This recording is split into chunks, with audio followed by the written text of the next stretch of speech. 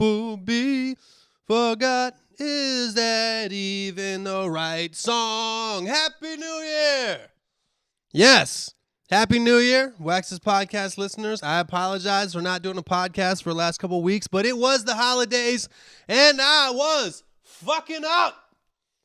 Yes, that's right. That's correct. Your boy, Wax, was not giving a fuck the last couple weeks. Don't get me wrong, I was giving a fuck about my family. I was giving a fuck about the Yuletide. I was giving a fuck about the holidays and buying gifts. I meant to actually, I think the last time I did this podcast, I talked about how I was going to go to the mall instead of going on Amazon to buy all my gifts. I want to take that back real quick. I wanted to do a whole segment about how I want to take that back because going to the mall during the holidays sucks. And I would rather actually make people feel like I was lazy than actually go through that experience again. But I digress. Maybe I'll talk about that later in the podcast. As for right now, I'm in two... Sorry for that cough. I was going to say I'm in 2 coffee cups deep this morning. But I'm also on my 4th day of not smoking cigarettes and not drinking alcohol. I'm doing sober January this year. No cigarette January as well. Hopefully the no cigarettes will carry on past the month of January. But anybody who's ever been a cigarette smoker and quit smoking knows that actually the couple of days after you quit, you actually get more like phlegm build up, because I think what's going on is the phlegm that you've built up is like loosening and changing. Or I'm just not a doctor and I'm making shit up right now that I think that I might have heard or somebody told me in one of my dreams a long time ago. I'm not sure. But it's January 4th or 5th. Let me see. Is it 4th or 5th? I think it's the 4th today. January 4th. Last time I drank and smoked was New Year's Eve. And like most other people, I have that early January feeling. I have that let's make this year a good one feeling that usually lasts for about 2 weeks. But I'm hoping that this one will last a little bit longer, because guess what? I got to really try to kill it this year. I got to really try to fucking go hard. Been writing raps, writing songs the last couple days. Been not smoking. Been feeling the effects. Been a little bit on edge. Been a little bit, not so much angry, but just not able to relax as I usually am able to do very, very well, very easily. And yeah, that's pretty much where I'm at right now. Did I have anything I want to talk about? The only thing I had written down was for podcast 104, this is podcast 104, 104 podcasts.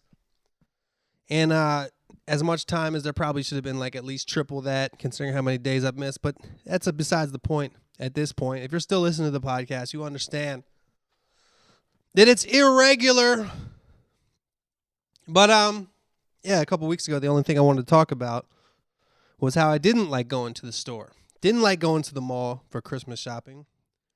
Because I went, and just being there and seeing the consumerism in action, seeing how everybody's buying all this dumb shit that nobody needs. The person you're giving it to doesn't need it. Maybe a couple people enjoyed their gifts, but most things that you get, most things that you give are things that nobody fucking ever needs. And I try to have talks with the people who work at the stores about how we don't need any of this shit. And they look at me like I'm crazy. They're so lost in the consumerism matrix, so stuck in it, they cannot see beyond it and understand the truth with which I'm trying to speak of them about, or whatever the fuck the grammatically correct way to say that is. I bought my, I don't even remember. I don't even feel like talking about this. It was so long ago. What else? What's going on, man? New Year's. Of course I have resolutions. I have the same resolutions I have every fucking year. Don't drink. Don't smoke. Eat healthy. And exercise. That's the fucking, what do they call that? It's the fucking, not the Trinity. What would the Trinity be if it was 4? The quinity? The quadrinity. That's the holy quadrinity of my New Year's resolutions. Smoking and drinking and eating healthy and working out. And the past month, let me tell you something. I didn't give a fuck. I haven't done any of those things. I've pretty much been drinking gravy mixed with whiskey, and in between shots, smoking filterless menthol cigarettes. That's pretty much the attitude I've taken since Thanksgiving. It's not literal, but it might as well be. But fear not. God, I feel like a preacher today. Fear not. Not a preacher, more like a politician. I have my hand up right now, like the dudes, the black dudes that won the Olympics back in the 60s. Jesse Owens. Feeling like Jesse Owens up here, except not nearly as significant or important. I don't even know what I'm talking about. I'm just feeling the effect of 2 cups of strong coffee. Feeling the effects of getting sleep. I slept for a long time last night. It's kind of weird, man. Like, as a person who's used to drinking a lot, when I don't drink, I feel just as hungover when I wake up. When I woke up this morning, it was very hard to get out of bed. I feel just as tired and just as hungover as if I'd had 10 beers last night. I don't know if that'll change. I know that when I quit drinking for 100 days, that couple years back, it did change. Because I remember I had the same feeling, and it did change as time went on, and we'll see. I'm trying to be productive this year, y'all. I was talking to my brother on the phone earlier, and I was telling him, you know, what happens every year at about this time, we all try to turn ourselves into like a Superman. But there's a reason for the old saying, you can't teach an old dog new tricks. And you have to realize what part of your behavior is related to who you are as a human being, especially the older and older you become. Like, there's certain parts of your personality and behavior that's related to your personality. It's very difficult to change. Whereas there's certain things that maybe you can. And for me, I've realized that I think I'm one of those people that's all or nothing. I guess you would call that an addict. I guess that's what kind of person I am. But it's kind of all or nothing. Like, the only reason that I can go these long periods of time without drinking is that I know that eventually in the future, like if I'm doing sober January, I know that February I'm going to drink. So it makes January easier because I just have something to look forward to. That said, this year, I kind of have to be really productive. So what I'm going to do is I'm trying to make January super productive as far as work goes. Now that goes for music. That goes for shooting my chain reaction series, which I've been shooting the past week. That goes for just shit around the house. That goes for everything. And at the end of January, I'm going to look back and evaluate how much I got done. And I might use that evaluation of myself as a reason to keep this whole thing going, to keep the not drinking going. And then every month look back and evaluate. But I don't think that I'm going to do the whole sober forever thing, because you have to come to I've come to the conclusion that I do enjoy partaking in some alcoholic beverages with friends. Like 2 years down the line, if a friend of mine gets married, I don't think there's anything wrong with having some drinks. You know what I mean? That said, I think it's very valuable for me personally to take time off. And that's not just from drinking. That's not just from smoking. That goes along with everything. It goes along with health. That goes along with working. That you should go for periods of time where you relax. Go for periods of time where you travel and vacate. And when you travel and vacate, maybe you want to fucking eat pizza, smoke cigars. Then when you get sick of eating pizza and smoking cigars, you get back and you jog and eat kale. Let me get a shirt. Oh, man. It's another idea I wanted. I've been thinking of just get rich quick schemes. And I don't need to get rich quick, but I think I was actually inspired by Christmas time consumerism and some of the gifts I got. Like shit that, like, I look at some of the shit in the store and I'm just like, how is this even available? My mom got me a doorstop. A doorstop that looks like a little football, but it's a pillow, but it has like a sandbag within this football shaped pillow, and it's a doorstop. So like if you have, I guess, a fucking spring loaded door and you want it to stay open, you put this football shaped pillow that has weight in it via a sandbag inside of it. You put that there to stop the door, to let the breeze come in, or so you don't have to open it every time, or whatever. First of all, I don't have any spring-loaded doors in my house. For anybody that does, there's probably not that many of them. But my point is, this thing had a tag on it, and it said it was bought at Bed Bath & Beyond. Now, anybody that lives in the United States or Canada knows. I don't know if they have Bed Bath & Beyond everywhere else.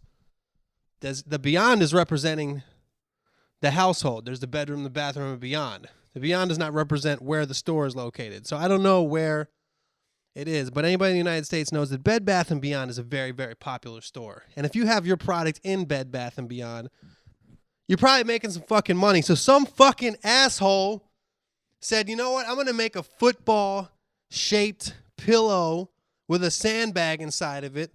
Tell the people at Bed Bath & Beyond in this meeting that it's a doorstop and see if I can sell it to them. And then I'll make thousands of these things and they'll be sold nationwide.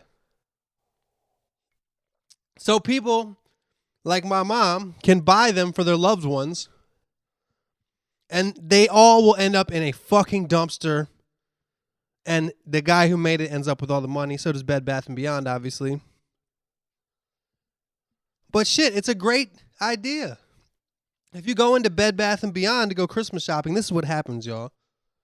Nobody goes shopping saying, you know, my cousin Tim is really into football. I bet you something he would really like is a football-shaped pillow doorstop for his spring door that he has that goes out to his back porch. That's my point. Nobody would ever fucking say that. Nobody. But somebody would say, fuck, my cousin Tim, I got to get him something for Christmas. I have no idea what to get him. He doesn't need anything. There's nothing that he needs. He doesn't want a lot of shit. He's not materialistic. He didn't ask me for anything. He is into football, though. So maybe I'll get him something football related. That's the thought you have before you go out Christmas shopping, and then you walk into Bed Bath & Beyond, and as you're walking around, probably right by the pillows, or right by the gifts, or right by the fucking, it's probably right by the checkout. It's probably a last-minute purchase that you make, like a pack of gum or a Dasani water in the cooler right by the register. It's probably a impulse buy. You got your shopping almost done, and then all of a sudden you see that thing go up.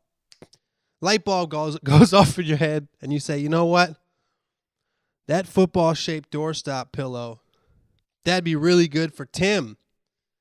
I could get that for Tim. Not because Tim fucking wants it, but because it fulfills my obligation to get Tim a present. And then you give Bed Bath & Beyond your $20, and then they probably give that asshole who invented it $2 or whatever. And for every hypothetical, not hypothetical, it actually happened. I don't even like football. Not that I don't like it, but I don't watch it. I'm not a fan. I'm not a football fan.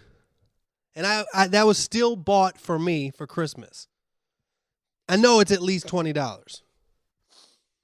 So my point is, if I would be sitting around with my smartest friends and said, look, what I want to do is I want to make a prototype.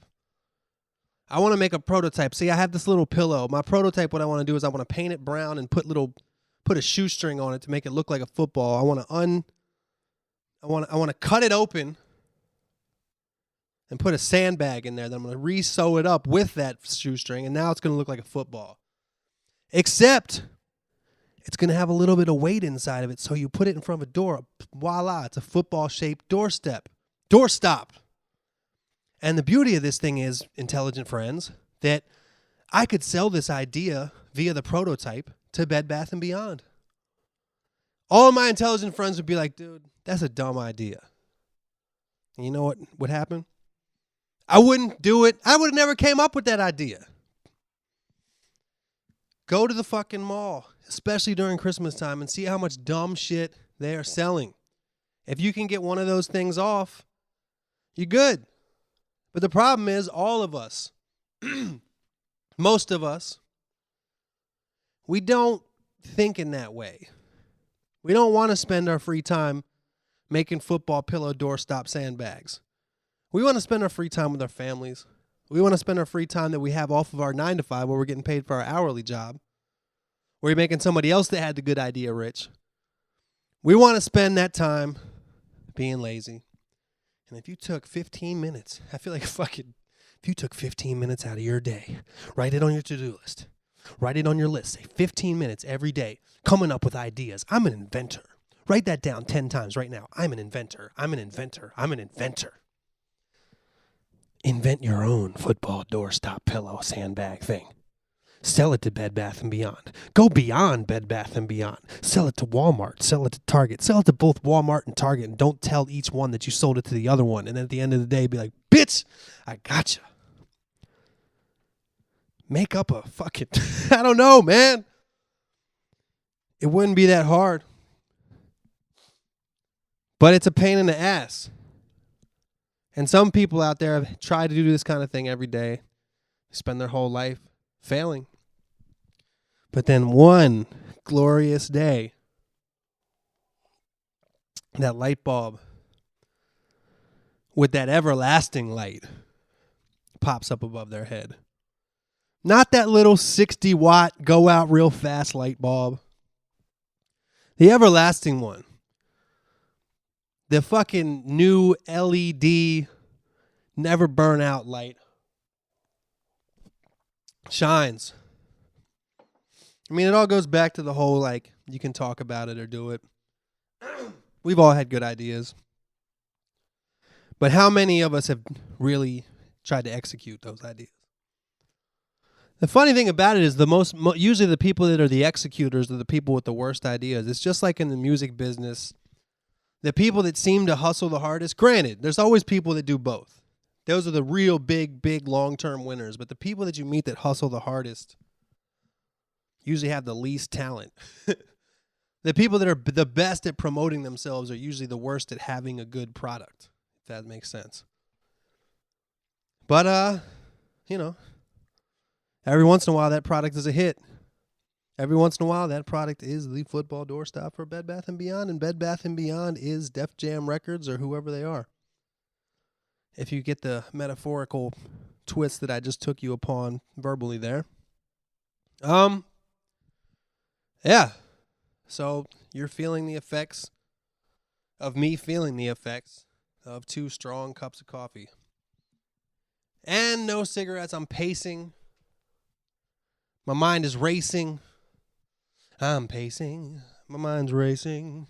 It's Christmas. It's Christmas. You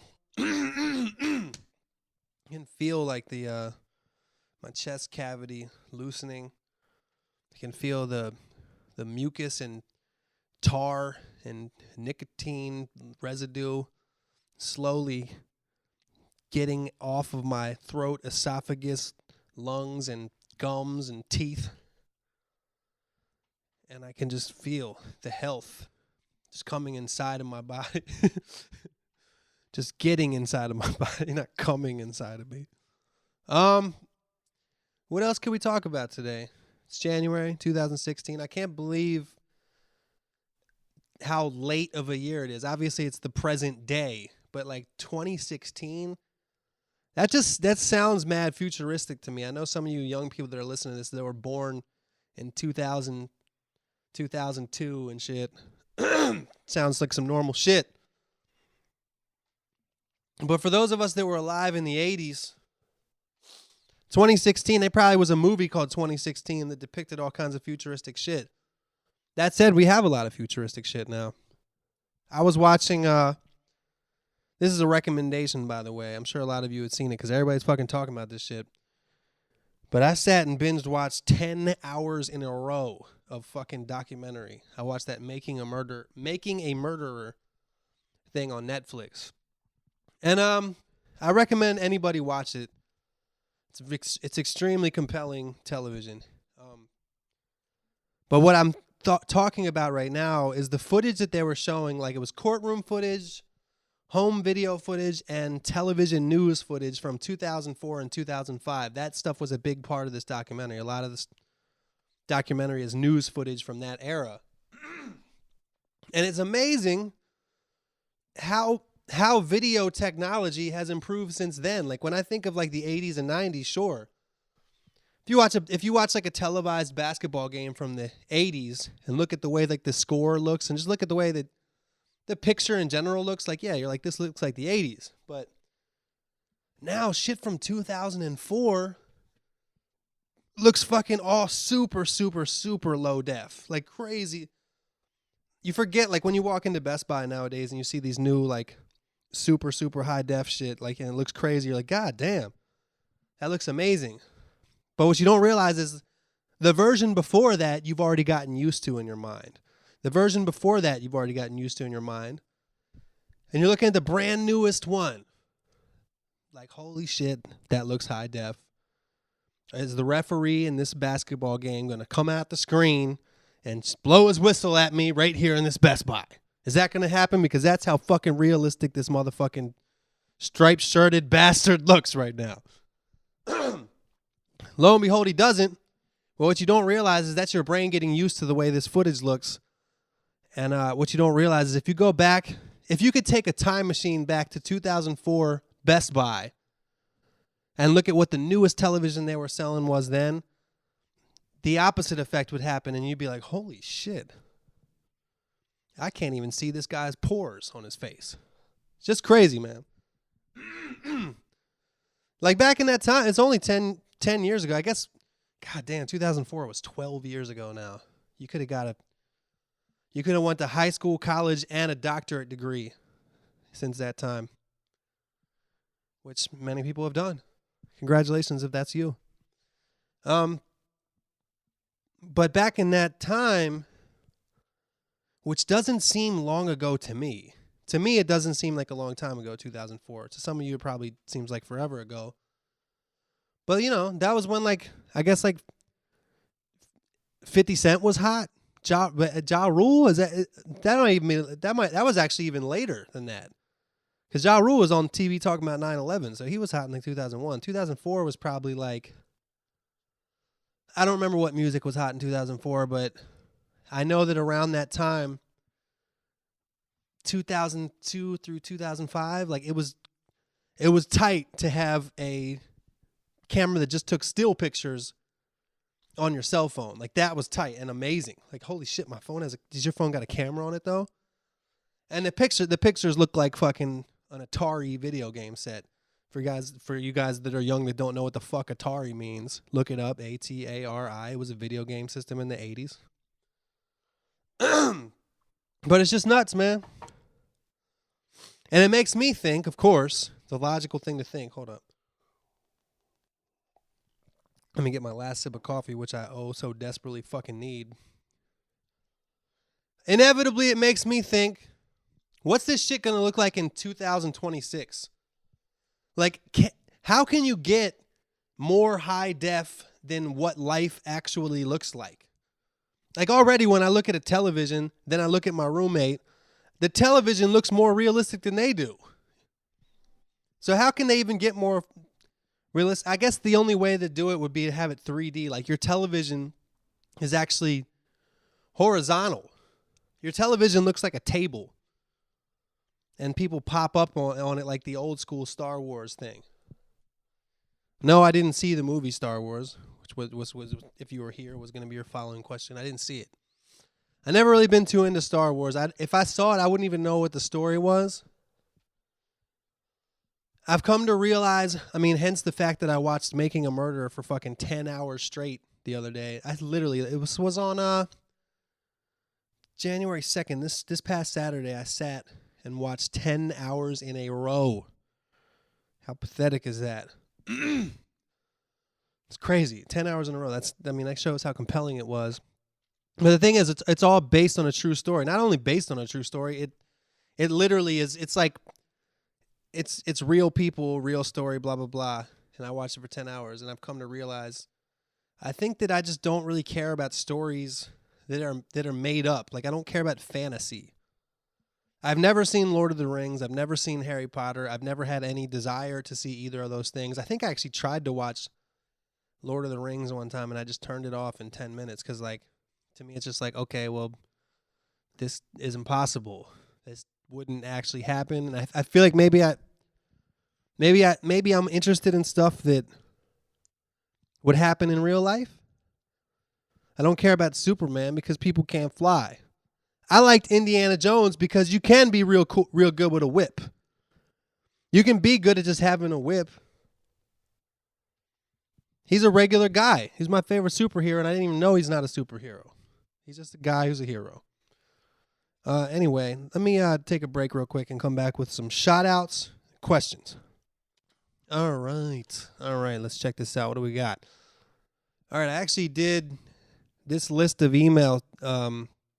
this list of shout-outs and questions is actually dated the 15th of December, so I haven't checked the beatsforwax@gmail.com email in over 2 weeks, so I'm a little bit behind on that. That said, it's 2016, and it's January, and I'm just going to do a complete 180 in the way that I do things, right? Just like I always say, the podcast comes first, and this year, I'm changing everything, guys. I'm my way or the highway to myself. I'm going to be checking this shit more often, and hopefully in the next couple of days, I'm going to try to do a couple podcasts this week just to at least sort of catch up to the emails and get a little bit motivated or whatever the fuck you want to call it for the new year. So let's go through the shout-outs. That was gross. I should have fucking drank some water today instead of 2 cups of coffee. Everybody, if you don't know, if you're not a singer or an avid talker, dairy products such as cheese, milk, coffee, creamer, they give you a lot of phlegm, and they make you have to clear your throat, and they make it so you can't sing and talk as well. And I had 2 cups of coffee with creamer in them. The hazelnut creamer, which, by the way, when you buy hazelnut creamer at the grocery store right now, I don't remember, like, what is it, Coffee Mate? The most popular one. It has a fucking Darth Vader head on it. Somehow Star Wars and Coffee Mate teamed up and decided it'd be a great idea to put Darth Vader and the Star Wars emblem on Coffee Mate creamer. I don't know if that's supposed to make me as a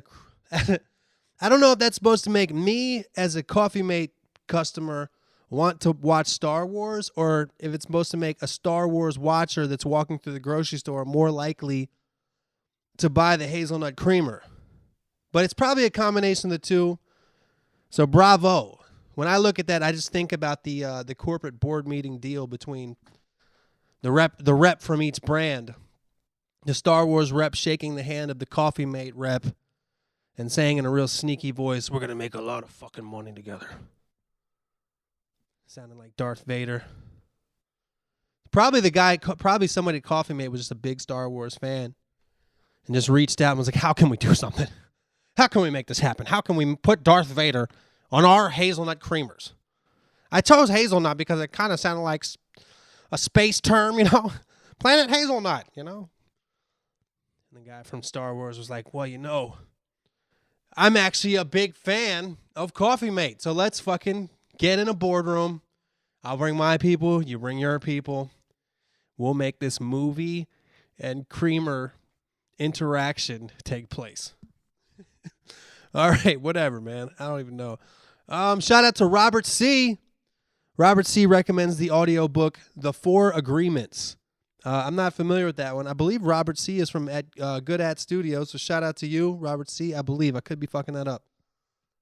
All right, we got Magnum 1980. Shout out to you. Shout out to Josh T. Shout out to Daniel from Santa Ana, who recommends the D12 mixtape called The Devil's Night. D12 mixtape, damn. I haven't heard much about D12 in a long time. Never really listened to D12 too much, but I know they had Bizarre in their group who was funny as shit. Philip S. We got Joe Atto. We got Sammy Ali, one word. We got Bertie.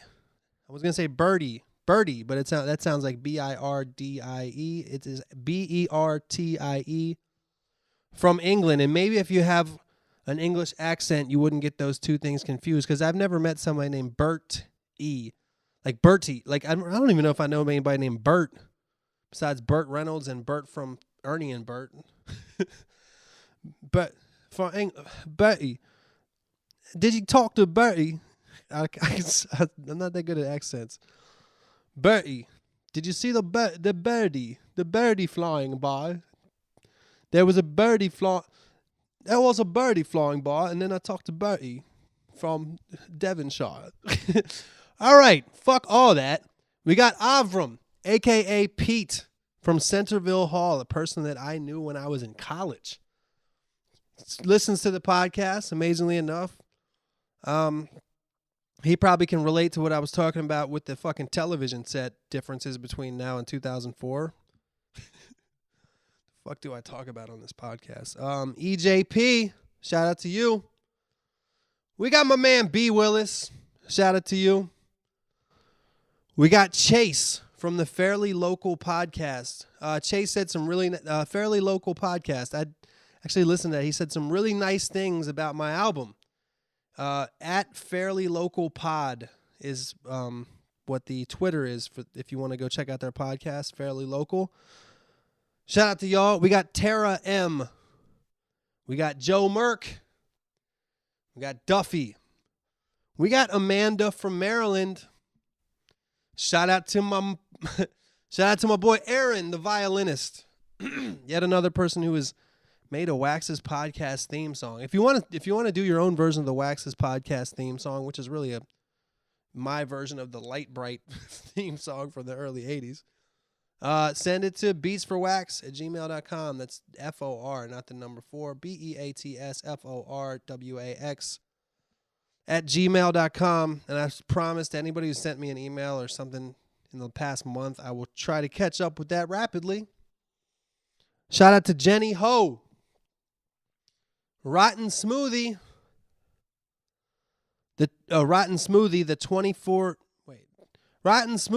24-year-old 6th grade English teacher out of Othello, Washington, who recommends the Game's new album. The Game's new album, which I forgot what it did, the documentary too. And my dude Breezy Lovejoy on the very first 2 tracks, a.k.a. Anderson .Paak, who's killing it and will certainly continue to kill it this year.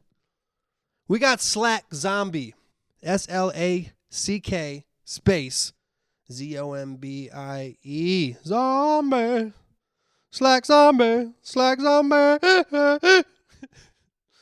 We got Divot from Canada.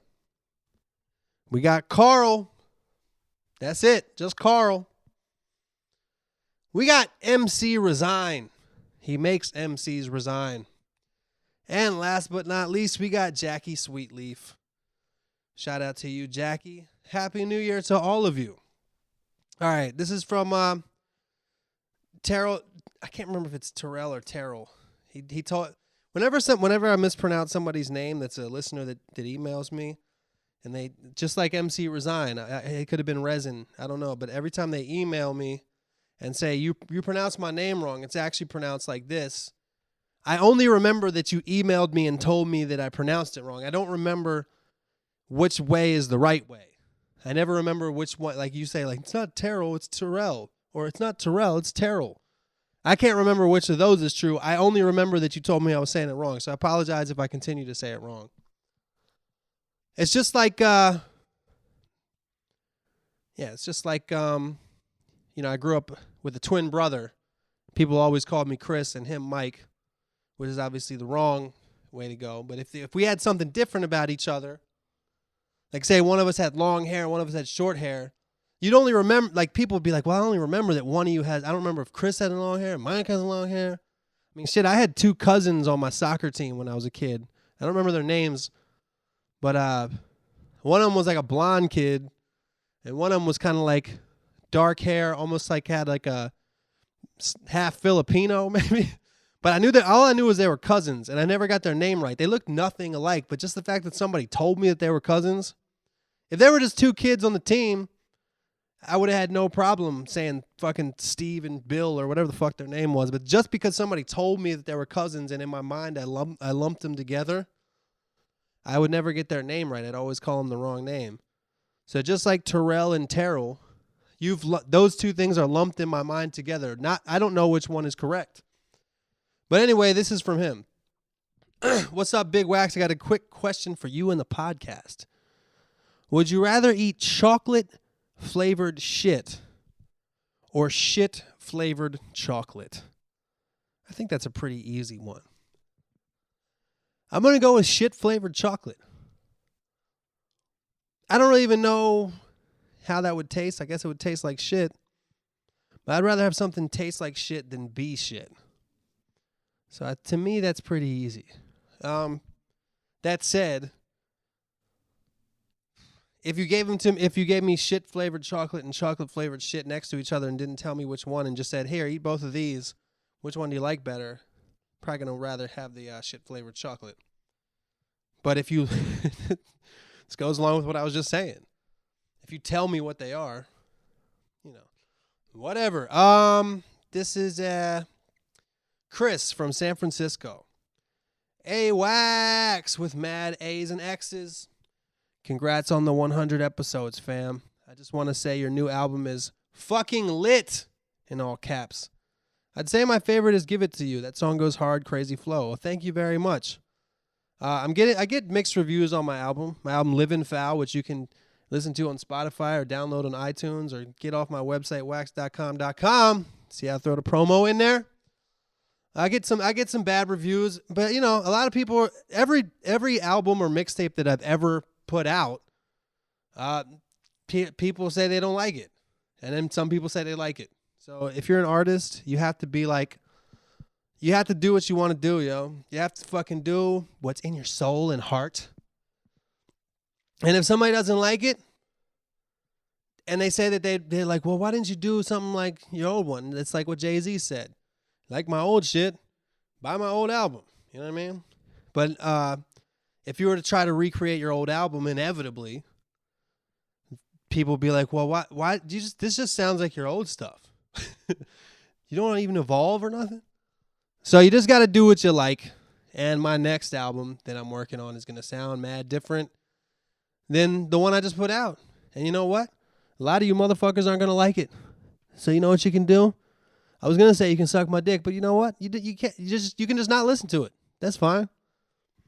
I'm actually going to try to put out some more YouTube type shit this year. That's one of my main goals, is to step my video game back up, because that's kind of like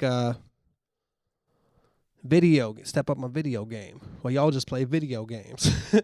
It's stupid, but yeah, I just want to step that kind of shit up a little bit and get back to what kind of got me to where I am, if you know what I mean. And I want to continue to do some comedic shit and play more guitar and make more songs and blah, blah, blah, blah, blue. What was my point? Anyway, I wanted to ask, how would you feel if 100 years after you died, people just started finding about your music? Would you be happy or sad? P.S. When can we expect to see Dale Firebird's You Ain't Gonna Shit On Me on iTunes, the one he performed at DFD's Hotbox episode 9? Wow. Yeah, that song, I never recorded that song. I think maybe I'll do it this year. I already have enough Dale Firebird songs, not necessarily recorded, but written, that I could do a Dale Firebird EP and put it out. You know what I mean? So I always put out a Dale Firebird video on the 4th of July. Maybe if I truly am turning over a new leaf and truly am getting more motivated, maybe I'll put together a Dale Firebird EP and drop that on the 4th of July along with a video. And I guess that would be one of the songs I could put on there, huh?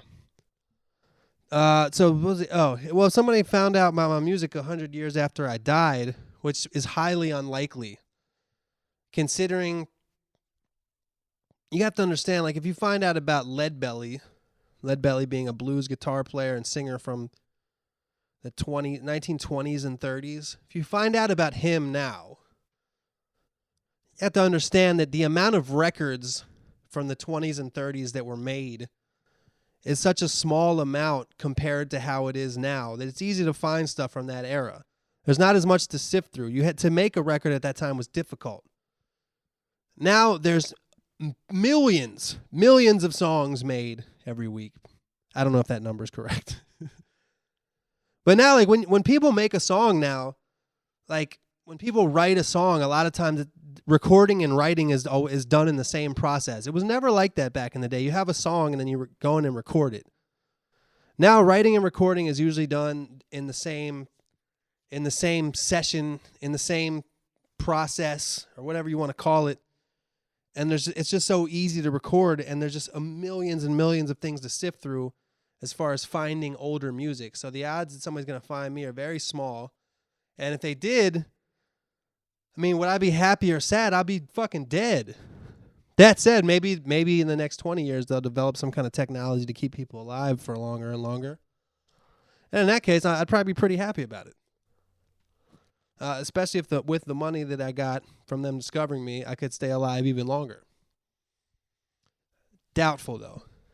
Very doubtful. But thanks for the email, Chris.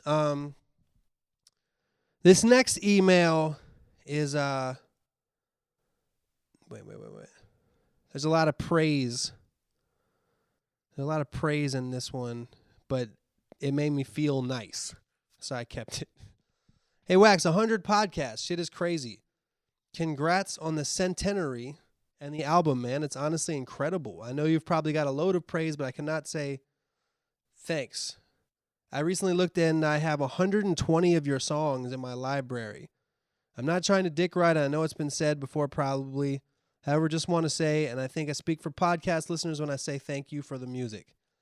And the reason I just wanted to read that, I'm not reading that. You know how I am, man. I don't like to read praise of myself. But that one right there, especially in the sense of this being like a New Year time, holiday time, for somebody to have 120, I didn't even know. It just goes to show I've been doing this for a while, man. 120 joints. And that's just what he has.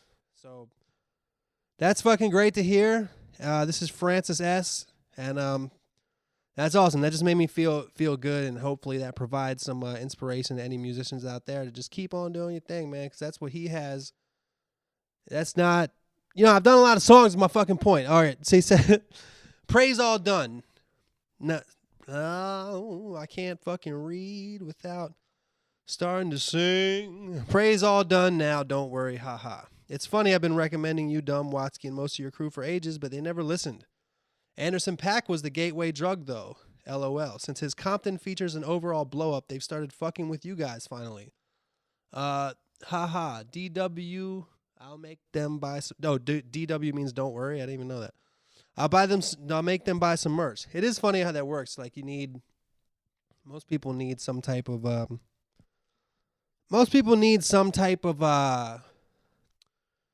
like, if you hear Dr. Dre like somebody... and you say you don't like somebody, you kind of feel like there's something wrong with you, because Dr. Dre probably has better and more accurate taste in music than the average person. So him co-signing somebody will make people change their mind. And I guess that in turn means that yeah, you know what I'm saying. Anyway, sorry for rambling a lot. Shout out would be cool. I'm no Nate the Plate, and I also don't dance, but for rhyme's sake, it's got to be Francis who dances.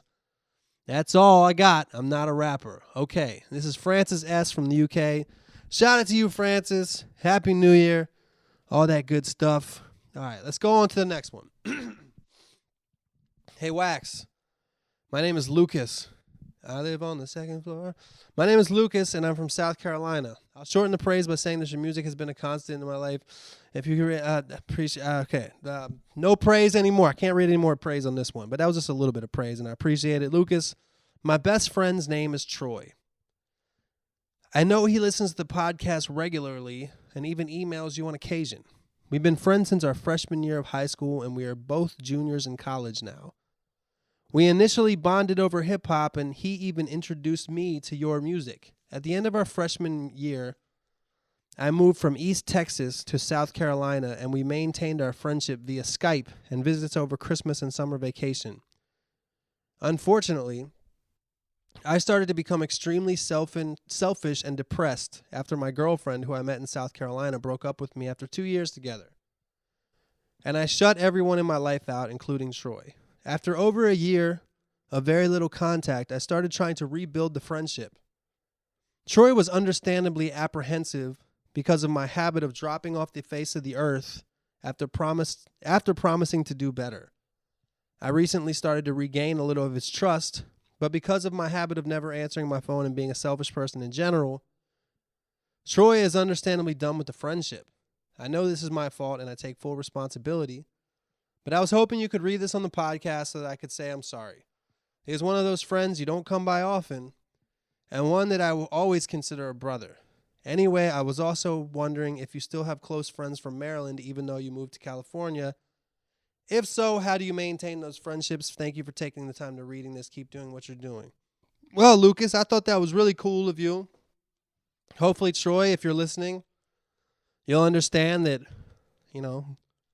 South Carolina and Texas are far away, and it's hard to make the calls all the time. And, I'm assuming if you're a freshman in college and you're with a girl for 2 years, that might be the first time you were really, really in love with a girl. And when you break up in that situation, around the same time in my life, I had a bad breakup, and it really fucked with me, made me very depressed, and possibly made me selfish and not calling people and stuff like that. And Troy, I think that you should just, be compassionate and understanding. And just the fact that Lucas would write an email like this and reach out to you in this interesting, thoughtful way through Wax's podcast, which has been known in the past to heal any wounds that any friendship may have. Yeah, man. Just, be compassionate. He says that you're a brother to him, and be a brother to Lucas. And I do have close friends in Maryland. It's very hard to keep track. I mean, in general, when you get older, it's hard to stay friends with your old friends, especially for people that have a family. Like if you develop a family, if you have a wife, a job, and kids, to make time to like call your high school buddies is very difficult. And for me, moving out to Los Angeles and trying to pursue this whole career of music and whatnot, it takes up a lot of time too. And you definitely lose track with some of your boys. That said, I have probably like five friends in Maryland that I have a bunch of friends there, but like there's probably 5 that like it's hard to say regularly. I mean, I don't really talk to, besides my brother, I don't really talk to anybody regularly on the phone. It might be different for me since I have a twin brother. I've never been one to be really, really, really close with people, but I got some friends in San Diego and friends in Maryland that I still keep in touch with often. So to maintain that, even like little shit like text messages, I'm on this group text message that I kind of hate being on. There's like 10 people that I've known forever on this text message. And like I said earlier, I'm not a big football fan, and a lot of it is football talk. But even though I don't really like being on this text message, I kind of like just having that little bit of contact and communication with people that I used to be really close with, that now without this dumb group text, I probably wouldn't have any communication with at all. So there's a lot of tools nowadays to keep in touch with people that require less maintenance. group text being the best one that I can think of. I'm sure there's like Facebook groups or whatever that people might do. Just Facebook in general, you know? Like I ain't gonna lie, if I put up a picture on Facebook, every once in a while I look at who liked it. And I'll see somebody who liked it and I'll be like, well, I haven't talked to this person in 10 years, but you know, they see they like my shit. They at least, I know that they looked at that. That might inspire me to go click on their shit and then like one of their things. And I'm like, okay, I see. He likes that I did that. He likes the way my kid looks in the picture. That sounded weird, but I think Facebook is actually taking away,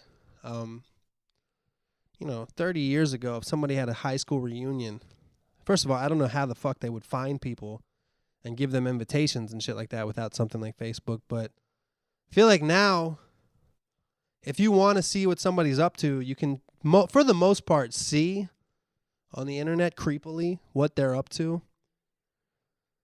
So I feel like high school reunions are kind of not as a big of a deal as they were in the past. That's kind of a side thing, but hey man, Troy and Lucas, be brothers again. Troy, will you accept Lucas as your brother? Say yes, Troy. Say yes to Lucas. All right. We got Ethan. We got an email from Ethan. Hey, Mike. Loving the new album. My favorite. Hey, man, thanks for the praise. New video for The Meanest had me laughing, too. What was it like shooting that? My main question is, what are your favorite movies and TV shows? Keep up the good work. Love from the UK. Hope you come back sometime. Your music and liquor performance in Manchester got me into your music as I went to the Hug a Hater tour. Oh, man, Manchester. That was fun.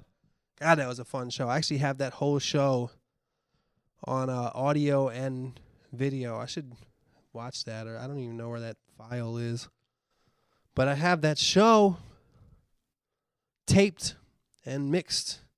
I think we did an audio, I think somebody mixed the audio. I can't remember, but we definitely did professional recording of that show.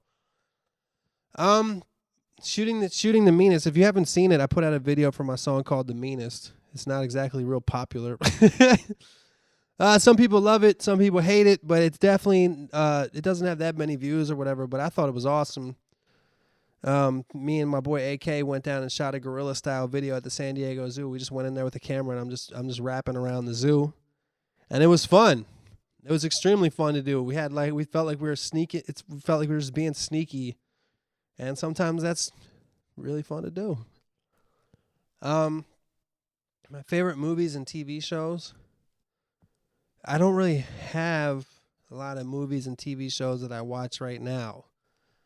I will say that for the most part, they're going to be comedies. I like comedy movies better than serious movies. Although I like gangster movies. I like classics. I like Goodfellas. I like Scarface, you know. I like old Adam Sandler movies like Happy Gilmore, you know. I kind of just fell off with watching movies in general. I just don't really fucking watch movies ever, you know. I watch documentaries if I ever watch movies. TV shows. God, when somebody asks me what TV shows I like, it's very hard for me because I literally don't watch any TV shows. I like Making a Murderer. Is that a TV show? If you watch 10 hours in a row on Netflix, is that even really considered a TV show? I don't watch any of the shit. I've never seen Sopranos. I've never seen Breaking. I did see a couple episodes of Breaking Bad mad years ago when it first came out, but I don't know that show. I don't know Boardwalk Empire. I don't know Game of Thrones. I don't know The Walking Dead. I've never seen any of that shit. So I don't know how I spend my time. I don't know what the fuck I do. When I was younger, I liked, what did I like? I don't know. Never really been a fan of TV shows that much. I liked cartoons when I was a kid. I liked the Looney Tunes. I liked Speedy Gonzales. I loved Chappelle's Show. I like, even though I've never seen an episode on the actual television, I like Key and Peele. Never seen. I won't. I just watched the YouTubes of them. I think they're great. Um, really like the movie Pootie Tang. I liked that. I like. I think my favorite movie might be Office Space. I loved Office Space. Kind of the person like if I like a movie, I'll watch it a few times. And then most movies I've just never seen. I like Quentin Tarantino movies. I loved Inglourious Bastards and Pulp Fiction and Django. I want to see the new one, Hateful Eight. Maybe I'll actually go to the movies since this month I'm not drinking. Maybe I'll go to the movies a couple times. We'll see. We'll see how life goes. All right, we got one more email. This one's from Craze. Shout out to Craze out there on the boat in the Navy. All right. Anyway, I know you don't watch the news a lot, but apparently tensions have been high between the U.S., Russian, and China in South China. Between the U.S., Russian, and I guess that just means Russia. Anyway, I know you don't watch the news a lot, but apparently tensions have been high between the U.S., Russia, and China in the South China Sea, which is roughly where I am. Oh, shit. My question is hypothetical. If you were elected president, and none of that shit about I wouldn't want to be or I would step down, what would be your three of your important objectives while in office? I had a crazy conversation at a bar in Korea with someone who claimed to be a Canadian ambassador or diplomat or some shit. Don't recall fully. I was drunk as a sailor in port. See what I did there? And he said something to the effect that wars now aren't fought as much with force as they used to be.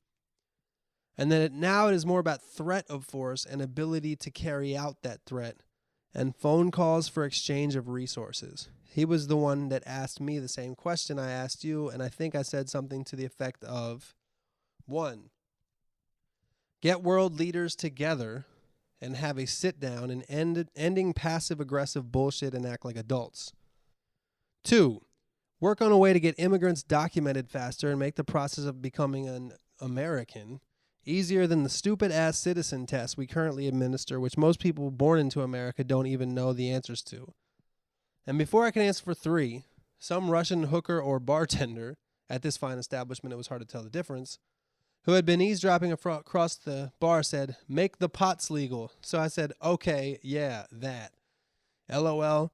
Well, this shit is long enough. I hope all is well and wish you continued success and look forward to catching up on all your tomfoolery. Bless. Craze. Well, first of all, I'm glad you're at least finding time to go into weird Russian prostitute bars in Korea. That sounds actually super fun. Talking to Canadian diplomats. I've always wanted to go to Korea. I think it sounds like a fun place. I know that Korea is a very big. Certain places in the world that are known just for like partying, like drinking, basically. And I know that Seoul and Korea in general is one of them. Tel Aviv is one of them. Dublin. Rio.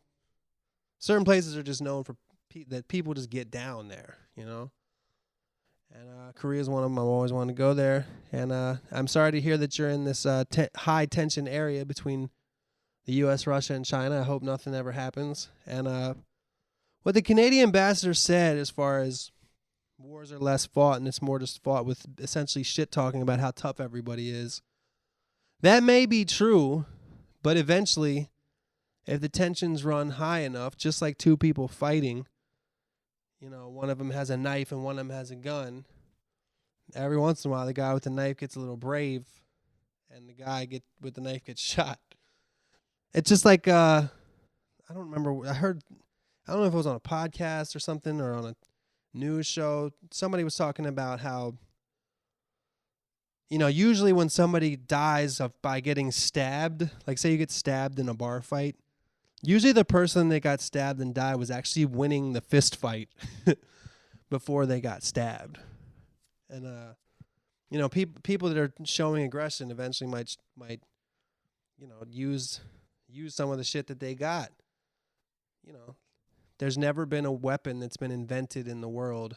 I mean, maybe right now there's a new one, but if you if you like, let's say before 1950, before 1980, any weapon that was invented has been used, so there's never been like a weapon they invented that was just like a show of strength that never actually got used on people.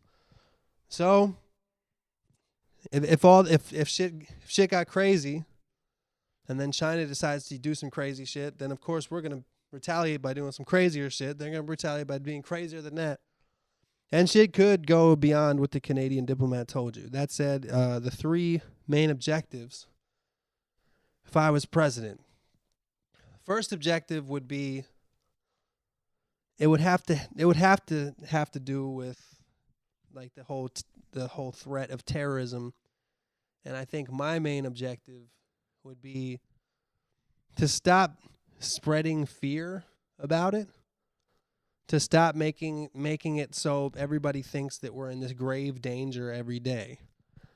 Because the fact is that even though that San Bernardino shit happened, it's very, very unlikely in the United States that you're going to get killed by a terrorist. It's very, very unlikely. And rather than trying to do what Donald Trump does or whatever, and making Muslims essentially our enemy, which makes them stronger. Donald Trump is the strongest recruitment tool for ISIS that there is. His hate mongering, it leads to more hate, and it leads people to think that everybody's like Donald Trump over here, and it just leads to more us against them. I would just try to be more helpful and peace-loving about it. I realize that that's not completely realistic. There's people out there that want to fucking kill everybody. But I would try to take a different approach to it. So the number one thing I would be dealing with, I'm not saying these are in order, but the first thing I thought of is just shit involving terrorism in general. Number 2 would be improving our education system. I think education is one of the most important things that we can have. And when I say that, I don't mean getting new books and getting desks. I think reformatting the way that children are educated is important. I think that traveling is the most important form of education that any child can have. And if you take what it costs to, like, I don't know what it costs to send a kid to a shitty public school for a year, but whatever that tax burden is, instead of going to fucking 7th grade for a year, send the kid to whatever place in the world is the most opposite of where they live. Send it, like, if this motherfucker's from Beverly Hills, send him to fucking Uganda. If this motherfucker is from the slums of El Paso, send him to fucking Zurich, Switzerland. You know what I mean? Like, I think just seeing another possibility for 2 weeks, like 2 weeks instead of a year. If that's whatever the equal cost is of sending somebody to school for a year, I think that's just as valuable. I think honestly more valuable than like learning another year of mostly bullshit. I think that's one thing that people lack. Everybody is kept down because they don't see that there's other possibilities out there. It's number 2. And number 3, I think I'd have to do something. I don't really have a solution, but something on some Bernie Sanders type shit with the income inequality issue. Definitely something with the fact that the rich are in a constant state of fleecing the poor. Everything, all these interest payments that you're making on everything that you buy are going into the pockets of the rich people, and it's just a constant shift of wealth from the poor to the rich, from the middle class to the rich, making the middle class get more into the lower class, and the billionaire class getting even more billions. I don't know the solution to that. I really don't. I really don't know the solution to that, but number 3 would be to try to fucking think of one. So yeah, that's where I'm at with that. To everybody out there listening, I hope you have a lovely, lovely new year, 2016. Be safe out there.